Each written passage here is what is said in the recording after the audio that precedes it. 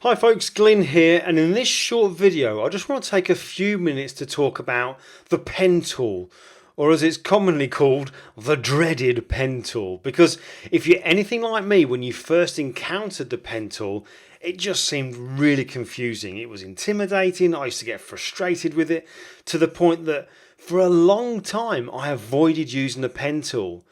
But if you're around this kind of stuff long enough, all this kind of retouching stuff and Photoshop, you'll hear it all the time. People telling you that the pen tool is the ultimate way to make crisp, clean, sharp selections. Now, I'm not talking about making selections on things like hair, flyaway hair, because within Photoshop, we have so many ways that we can use to make great selections of hair. For example, the refine edge and refine mask does a brilliant job most of the time. When I come to talking about the pen tool, we're talking about making selections of things that have got straight lines or curves in them. You cannot get better than it. So my goal by the end of this very short video is just to give you a couple of pointers that I'm really hoping will help clear up a few of the questions and frustrations that you have about using the pen tool. Now, there's lots you can do with the pen tool. You can make shapes, you can make paths and all kinds of stuff. But all I want to do in this short video is talk about using the pen tool for making selections. So when you first open up your pen tool from the toolbar, make sure in the options at the top here you have it saying path. You can either say shape, path or pixels. We're going to choose a path. Now when you started using it, you realised that you could put dots down and the pen tool would just join them together, and that's pretty damn good. But that's no different to using something like the polygonal lasso tool. The pen tool comes into its own when we start making curves, but that's where the confusion comes in, because we know, again, we put a dot down, another dot down, and then we start being able to pull these handles out when we're going round a particular object. But it's pulling these handles around that starts to make things go all kind of funky and weird, and we kind of lose track of where we are, so we end up deleting it and just carrying on using another method of the pen tool once we've got frustrated with it. So one thing I want you to do before you start using the pen tool, come over to your toolbar, and in the toolbar choose the path selection tool. That's got a keyboard shortcut of A. Now when you go to that, in the top you'll have some options available to you, and it all depends what version of Photoshop you're using. Now I'm using Photoshop CC. People who are using CS6 also might notice that the constrain path dragging, which is the one that we want to look at here, there's no tick in the box.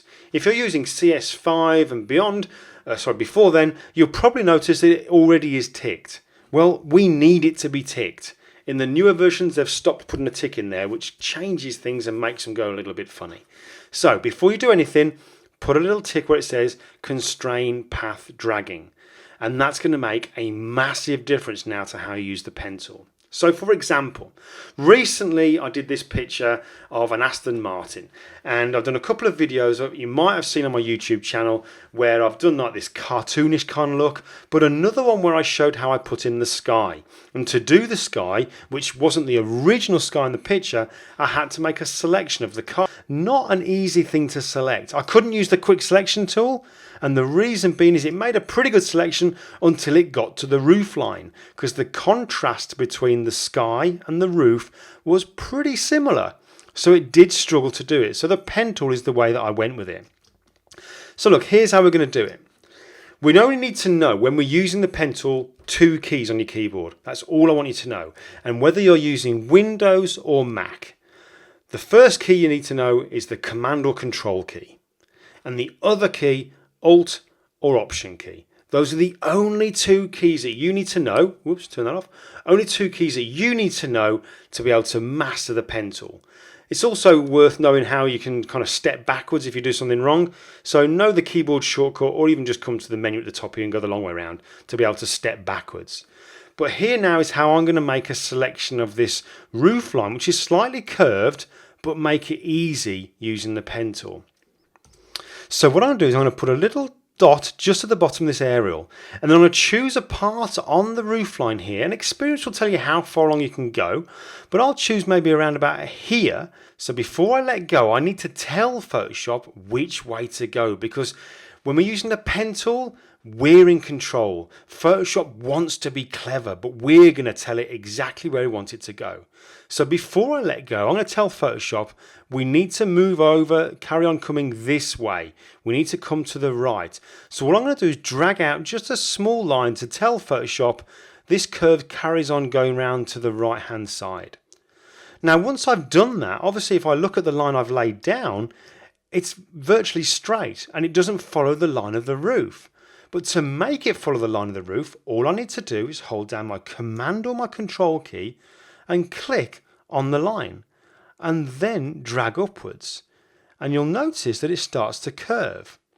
What you'll also notice is over on this side here, this bar is extended. Now that's what you would have done if you were very familiar in using Photoshop. You'd have just put that dot down and dragged that out. Gone another dot, dragged it out, and you'd do it automatically. So this is like a way you can learn to see how those bars affect the curve by us clicking and dragging up in the middle of it. So once you've done that quite a few times, you'll move on and just start dragging out these bars here so that you can create your curves a lot quicker. But let's just carry on making the selection of the roof line. So I've done that little curve there. I'm going to choose maybe over here.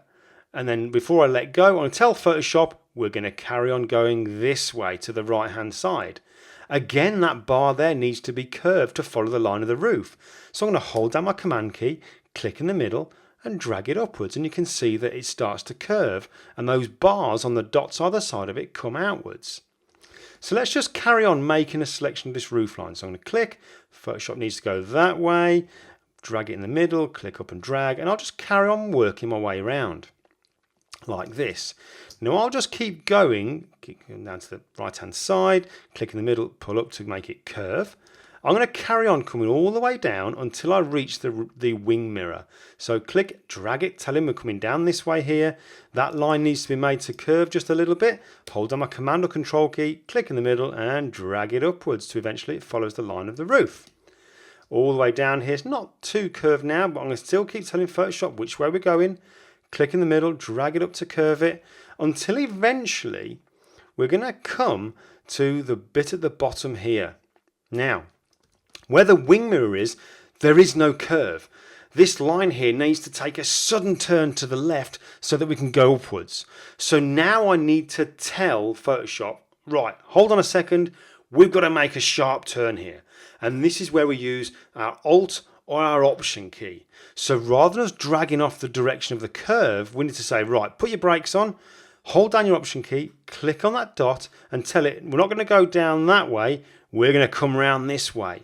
And you can see when you hold down your Alt or your Option key, you can create very sharp turns. So again, I'm going to bring it round to tell Photoshop we're going to continue up this way, up the wing mirror. So I only need to drag just a little bit like that. Come up a little bit further to the wing mirror, I'll say right, click there, and the curve continues around the wing mirror to the right and just up a little bit like so. And again, I can come in with my Command or Control key, click and move this curve out. And that's all you need to do. Just take control of Photoshop by dragging out a little bit on these lines here to say which way your curve's going to continue to go. Then use your Command or Control key to click in the middle and drag it upwards so that you can line it up exactly where you want it to be. Something like that. Okay, so just to recap then, we know that when we're using the pen tool to keep things nice and simple, we just need to know two keys on our keyboard, the Command or Control key and the Alt or the Option key. Now when we're using the Alt or the Option key, we know that we can create really tight corners now. So if I hold that in the Alt or Option key, click on the little point, we can tell it we need to make a sharp turn.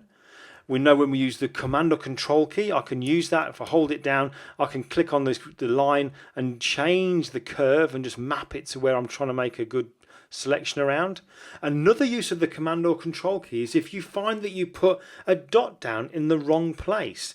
You can hold down your Command or Control key, click on one of those dots, and you can reposition it.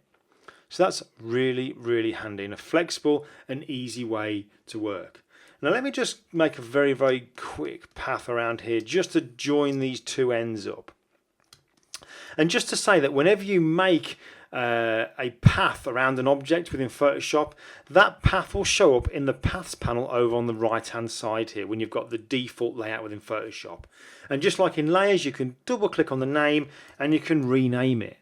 Now if you wanted this path here to be turned into a familiar selection where you have those marching ants, just at the bottom of the Paths panel here we've got this icon, the third one from the left hand side. If I click on that, you'll see that it becomes the familiar marching ants. Now as a little side note, the great thing about that is if you're the kind of person that only works on JPEG images and you like to save your images as a JPEG, if you want to make sure that any time that you've spent making a selection is nice and safe, you can actually save your selections in the JPEG. Now you're not normally able to do that. However, if you do make a selection like you've got the marching ants now, you then come to the Paths panel and then click on the fourth icon from the left hand side. That'll turn your selection into a path. And you can then save that in your JPEG file for use later on. So you can also work non-destructively in your JPEG images. So there you go, just a quick video. Hope that's handy. Any questions you have, by all means, drop me a line to glyn@glyndewis.com. Otherwise, I'll see you next time. Oh, and before I go, don't forget, if you haven't already, make sure you click on the big subscribe button now so that you don't miss out on any videos, any short ones like this that I put out, and also the weekly episodes of my photography, Photoshop and Lightroom podcast. Right, I shall see you next time.